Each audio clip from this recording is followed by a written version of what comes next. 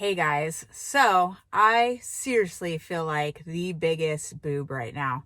5 weeks post-op. Where is that post? I have no idea. I completely forgot to make it. And tomorrow is my 6-week weigh-in. So I thought I would put this post together. I put a lot of thought into it. I even have a ton of notes of all the things that I want to tell you guys. So stay tuned. I've got a lot to talk about.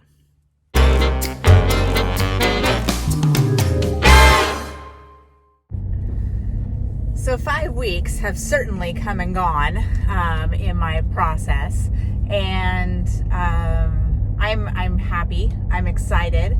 I'm a little sad that I missed this video, but I'm going to go back in time and talk about some things specifically that I have on my list. So the most exciting thing that I have from week 5 is that I lost 7 whole pounds. I have no idea how I accomplished that. I keep looking back at my diary and thinking, okay, what did I do differently? What did I change? Did I drink more water? Did I get more protein in?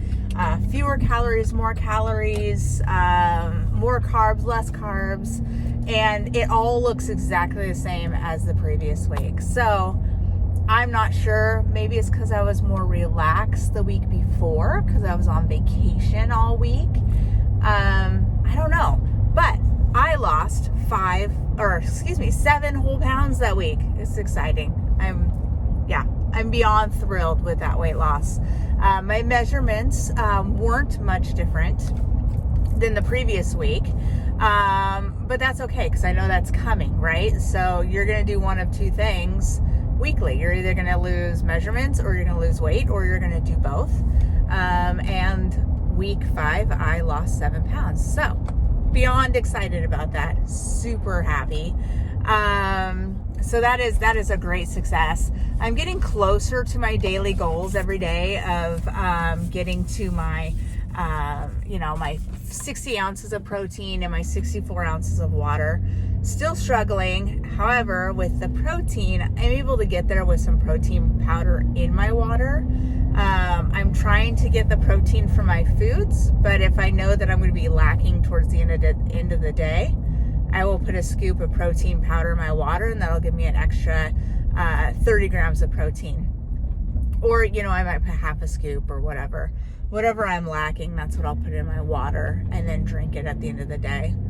I do find more success at the end of the day drinking water than in the beginning or the middle of the day. I'm not sure why that is. I did start going back to work this week. So a little bit about me is I am a travel agent, and I own a travel agency. And because of COVID, nobody's traveling, and therefore nobody needs a travel agent other than to cancel their vacations. So I have been supplementing my income by working for a friend of mine doing odd office tasks here and there. So I ended up taking 4 weeks off between my surgery and going back to work. And I'm really glad I took that much time off. It's an office job. It's not stressful or strenuous by any means. However, I find that because of the lack of calories and the fact that I'm still learning how to eat, I really needed to concentrate on doing those things before I went back to work. I get tired easy when I start doing things, when I start running around, when I'm cleaning the house or doing dishes or what have you.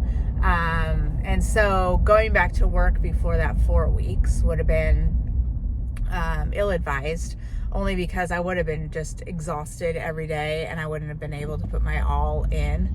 And I really needed that first 4 weeks to figure out how to eat, what I wanted to do with that.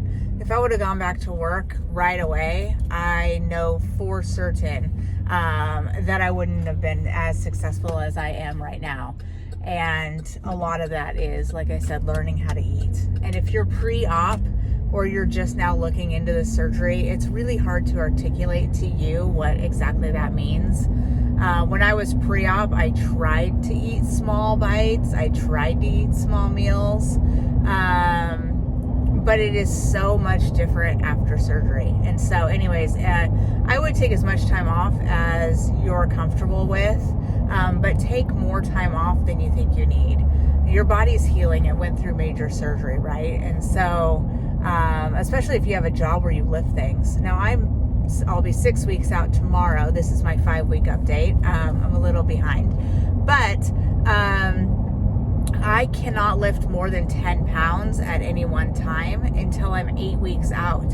And I can tell you that's killing me, because I just want to do things on my own and lift things and clean things and go grocery shopping by myself, those kinds of things. But my daughter's been awesome. She's been lifting all the things for me, which is great. But I feel like I should be able to lift those things.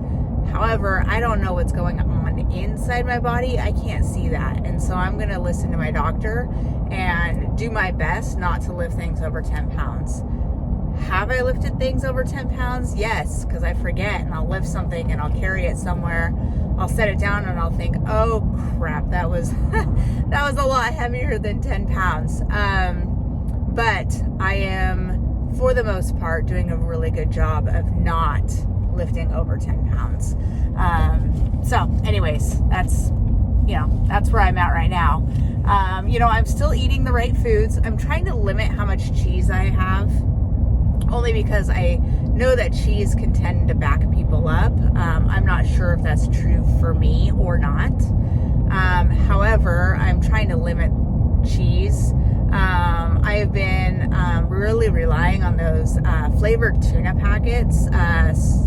Star-Kissed, I think is the name. And I can't remember what the name of the other really famous tuna brand is, but they come in pouches, and they come with their own spoon. And at first I was adding a little bit of mayo to them, but I really don't need that now. They're moist enough that I don't need to do that. And so really relying on protein through fish and different kinds of meat. I've tried chicken. I don't want to try steak or pork yet. I'll do pulled pork, but not like a pork loin or like a, I don't know what I'm thinking, like a pork, like a pork steak or whatever, because those tend to get cooked on the drier side, and I don't want it to get stuck. And so I've been avoiding those drier cuts of meat. I'm still doing my protein shakes. I'll be doing my protein shakes the rest of my life. But I really like the GNC shakes. I believe they're a little bit more on the spendy side, but I have a shake a day. I know that I'm supposed to have 2 or 3 shakes a day, but that it is what it is. I do 1 shake a day only because they're sweet to me, and I want to chew things.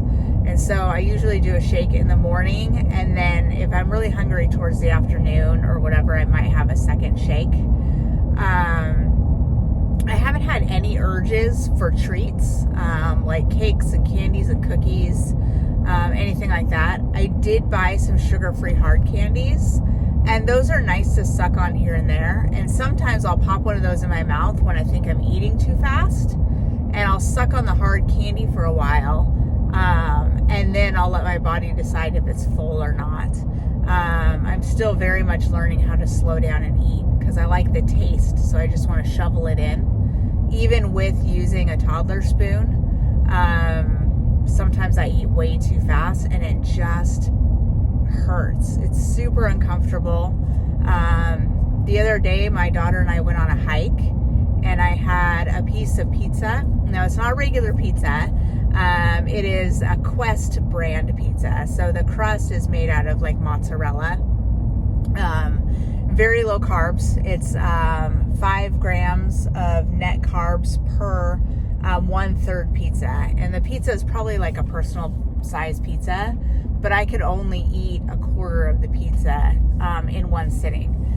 And so the first time I ate it, it was wonderful. And then I put the leftovers in a Ziploc bag, got to where we were going to hike, and I took out my serving size and ate it, and I felt miserable the rest of the hike.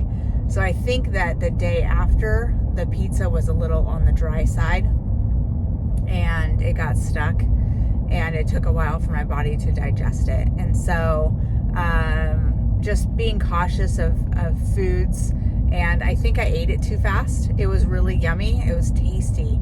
And I think I just ate it too fast also. So it's remembering to slow down, right? To have half a portion and then walk away. And that's all in my head. That has nothing to do with what my stomach is needing or what my body is needing. Because my stomach isn't growling, it's not hurting, it's not asking for more. It's all about my taste buds and my head and the way that I'm used to eating, right? I mean, I'm only just now 6 weeks post-op, so I'm very much still learning. So that is one thing that I keep continuously practicing, and I'm not sure when I'll get it down, but hopefully sooner than later. I'm tracking everything, every single thing that goes into my mouth, I write down. So whether it's water or a taste of something, it's hard to record a taste of something because it's so minuscule, but I put it down anyways and put it at the lowest possible amount of weight, which is like 0.1 ounce or whatever. And that would be if I was walking by and put my finger in something and tasted it. I don't do that very often. I do it every once in a while. It's something that I actively try to avoid doing. But like I said, I haven't had any cravings, and I'm actually scared to death of trying bread or any sort of product like that. Only because I've heard a lot of stories about it hurting at first, or eating too much and expanding in your stomach and really hurting. So I'm not sure when I'm going to start doing bread products. I am still in the soft food stage. I've got 1 more week in soft food. And so, and then I go to normal foods, and toast and bread and things like that are an option for me, but I'm not entirely sure that's something that I want to eat. I have been stocking up on alternative pastas. So I got the Palmini, Palmini, noodles, and they're supposed to taste very similar to like a wheat noodle. And so I'm excited to try that. I want to do it like an Alfredo sauce and put it on there. So anyways, I've been collecting these alternatives so that I won't miss out. I do meat roll-ups. So I'll take a thin slice of like turkey meat, deli meat, and then I'll put like cream cheese or Laughing Cow cheese on it and roll it up and eat it. And that is really tasty. But to tell you the truth, perfectly honest, I really don't miss the pasta and the bread. I thought I really would. And some people do, but I just don't. I don't miss the sugar. I don't miss the bread. I think one of the reasons why I don't miss the sugar is because I flavor my water with like Crystal Light. So I feel like maybe I'm getting some of the sugar sensations from that. Because it can be sweet depending on how much I put in there.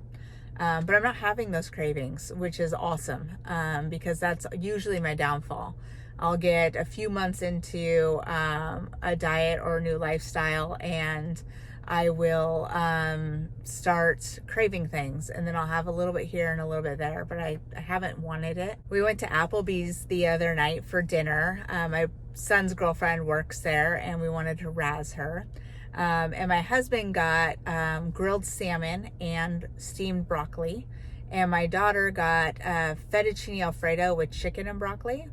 And I had a piece of my daughter's broccoli, a piece of my husband's broccoli, because his is plain and hers had the Alfredo sauce on it. It was super yummy. And then I had about a half ounce of chicken for my daughter and about a half ounce of salmon from my husband. And that was perfect.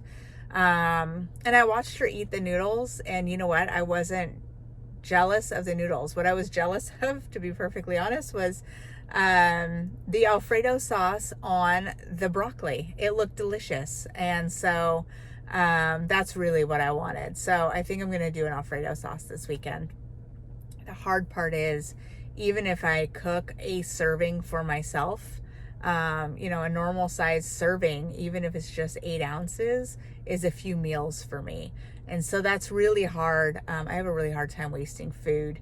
So I end up putting it in a container and eating it for days. So cooking smaller portion sizes is rough. When I get to solid foods, I'll start cooking full portion sizes, and I'll be serving the family everything that I'm eating. But right now, when I'm still in the soft foods, and then when I was in purees and liquids, they didn't need to be on purees with me to be, so my struggles right now, I'm having a really hard time not being active. So my daughter and I will go on walks. We went on them nightly before we went on vacation, and we just haven't gotten back into the routine of it. So we're going to start that back up again. We went and bought ourselves some nice sturdy shoes, which neither one of us had. So we went yesterday and got some nice shoes. And then we've been on a couple of hikes, which have been fun. And we're planning on a hike again this weekend. We're going to go to the Oregon coast and go hiking. And we don't do it very vigorously. Neither of us are in very good shape. So it's more of a walk in the woods than it is a hike. But it gets us out, and it gets some mileage on our feet, and gets some steps in the counter, and gets us, we burn some calories. There are some portions of the hikes that we take that we go uphill or whatnot. And, it gets our heart rate up, and we sweat, especially since it's so warm outside. But we're just taking it easy. But the part of being active that I'm struggling with is things like cleaning the house. I get worn out so easily that I'll do it for about 30 minutes, and then I have to sit and just rest forever. And so I'm struggling with that. I really want to start getting on my exercise bike. I bought an exercise bike in January when I won my fantasy football league. Woo! So anyways, I won about $700. And so I bought myself an exercise bike and some other things. And I have never gotten on it. It's in my bedroom. I was super excited about it. And when it came to riding it for the first time before surgery, before I really made my decision to do surgery, I just stared at it thinking, what if I get on this thing and I exercise for a couple of months and I'm doing really well, and then I stop and I fail? Can I mentally go through another failure in my weight loss attempt? And that's why I never got on it. I've never been on it. And I really want to get back on it. I want to do that, and I want to do yoga. So those are the two things I really want to start with. And then my daughter and I want to do hiking every weekend. So every weekend we'll choose a different hike to go on. However, I reached out to my bariatric support groups in Facebook and asked them about exercise. And the advice I got, non-medical advice, just from people who have gone through the surgery, was because I'm not taking in very many calories, doing a high aerobic exercise where I'm burning a lot of calories might not be very beneficial to me, because my body might go into stall mode, or it might make me not feel well, or it might be detrimental to my body. And they highly suggested waiting a couple of months after surgery to when I start consuming more calories.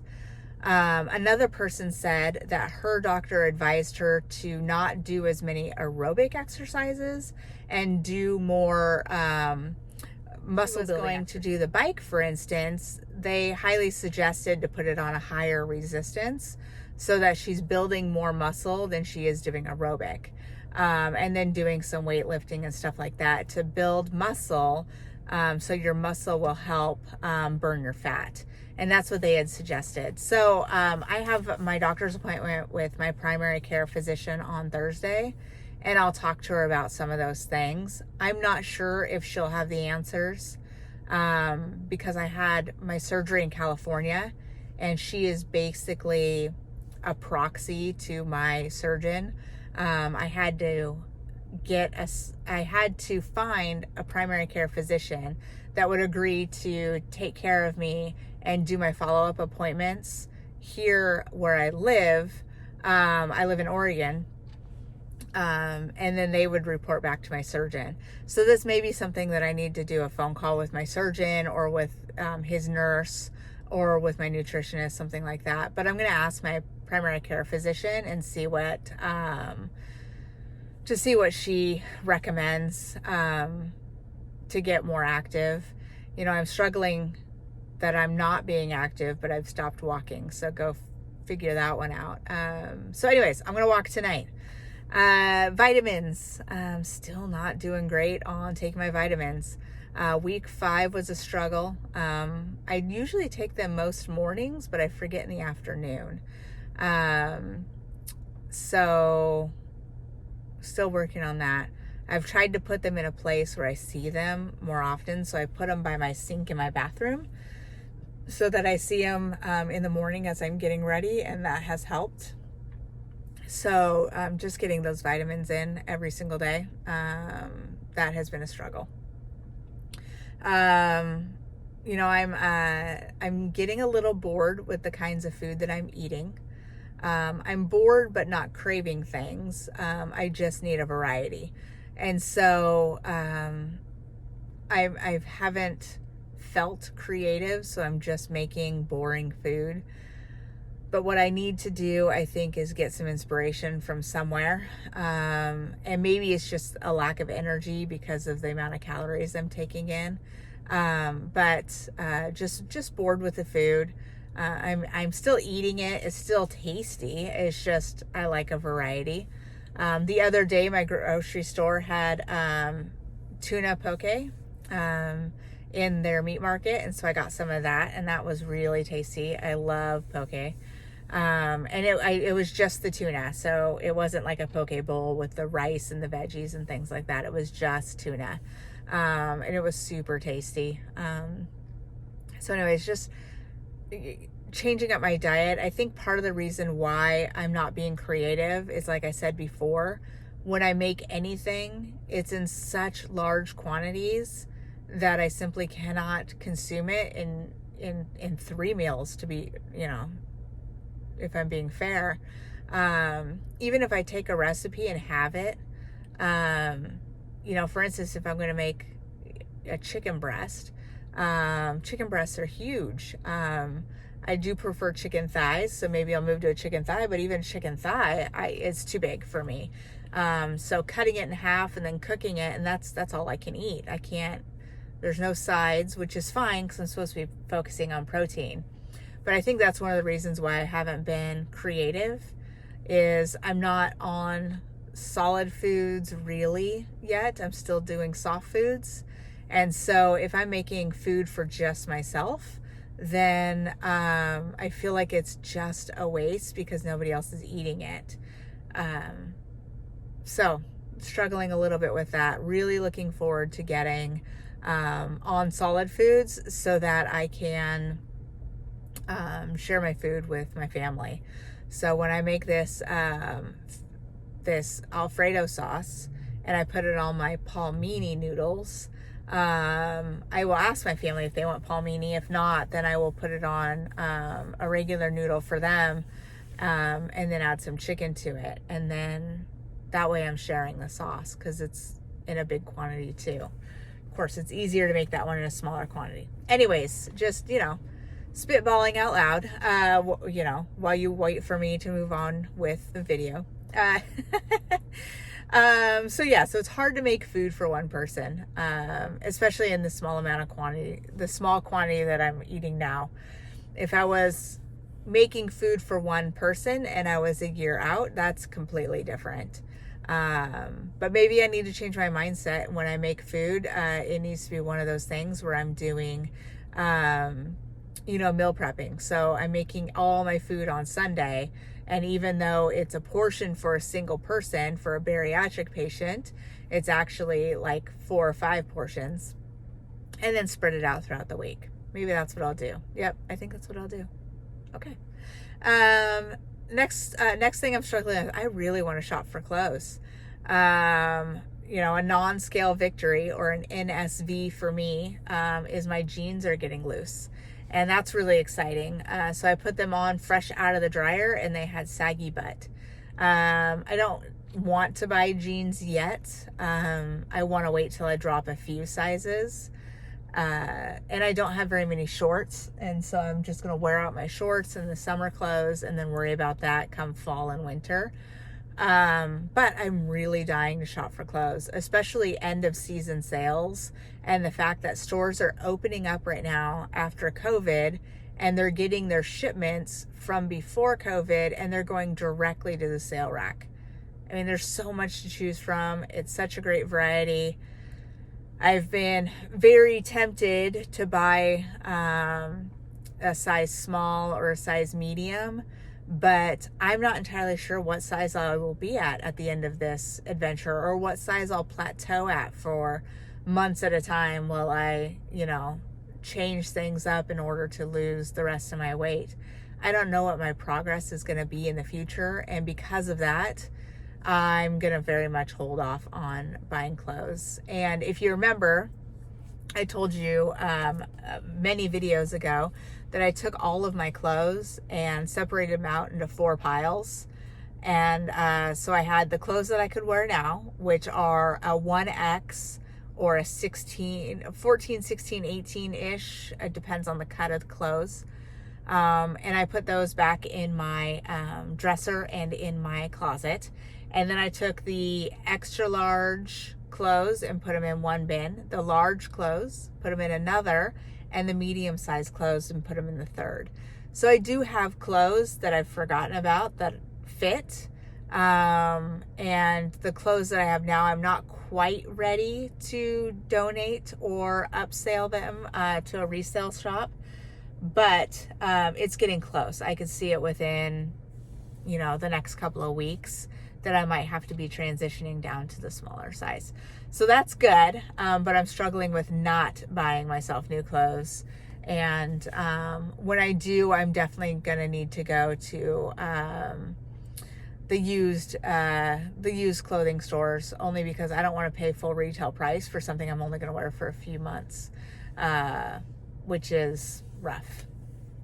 Another struggle that I have is I am mentally scared to switch over to solid foods. I'm excited, but I'm scared. So I'm excited because there's going to be more of a variety of things that I can eat, which is exciting, but that's also the scary part, is there's more of a variety of things that I can eat. And that's usually where my slippery slope comes in. So every time I have been successful in a diet, it has been a highly restrictive diet. Keto, Atkins. I did an HCG diet, where you take these little droplets and put them on your tongue. They're appetite suppressants, and you eat like 500 calories a day. It was an insane diet. I wasn't allowed to wear lotion or any sort of oil on my arms, on my skin, because my skin would absorb it. Anyways, it was insane. I was desperate. But that's when I'm most successful. Whenever I was on a diet that allowed me a greater variety of food, like Weight Watchers, I would search out and find a food that I loved that was 0 points. So for instance, I did Weight Watchers many years ago when the point system was a little bit different. And I found a dessert that was 0 points. And that's all I ate. I made that dessert all the time. That's not healthy. There's like 0 nutrients in that dessert. It was angel food cake. And then you poked holes in it and you put sugar-free Jell-O in it. And then you put fat-free, sugar-free Cool Whip on top. And so it was absolutely delicious. It was awesome. However, I lost maybe 5 pounds in 4 months on Weight Watchers because I was eating that cake. And so when I'm on a more restrictive diet that says, no, you really should be avoiding these types of foods, I do better. So getting into the solid food stage, it feels more like a green light to eat more food. I'm still going to focus on my protein, and I'm still going to go very high protein, low carb, moderate fat. That's kind of my plan. And then when I get to my goal weight, I'm going to switch over to more of a South Beach diet, which is low fat, moderate protein, moderate carbs. But the carbs are all complex carbs. So you're going to do your beans and your grains that are like wild rice, quinoa, those kinds of things. But for right now, it's more of a keto type diet that I'm on. But really the two things that I'm monitoring are protein and liquid. Per my nutritionist, those are the things that I should be focusing on. So those are the things that I'm focusing on right now. And so I'm doing really, really well overall. Some other awesome non-scale victories is my watch band is down 1 notch. My belt that I wear with my jeans that are getting too big is down a notch, and my shirts fit looser. The other day I wore a dress that I wear all the time. It's one of my favorite dresses. It's just super comfy and cozy. And I got into my car and I stepped on my dress getting in. Like I snagged it with the toe of my flip-flop. And I've never done that before. So my dress is getting longer because it's not hung up on my stomach and my butt and my boobs. So all of those things are starting to melt away. So those are some really good non-scale victories that I'm experiencing right now and really, really, really excited about. So week 5 was a really good one for me. I have zero regrets of doing this surgery.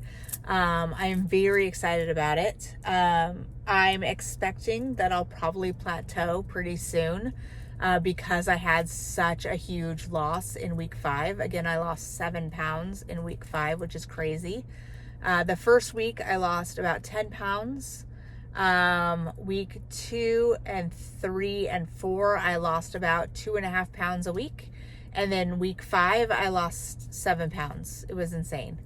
So I started out at 242, and my surgery weight was, I think it was 236. I don't have it written down in front of me right now.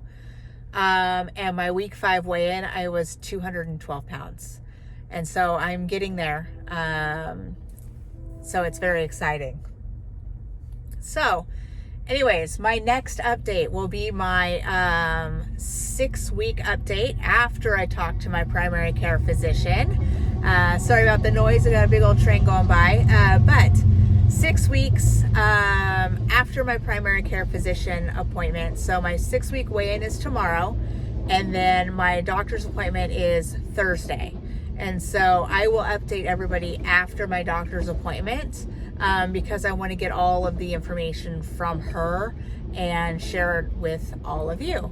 And then I'm still doing the imperfect produce, and so what I'll be doing is I'll do another unboxing.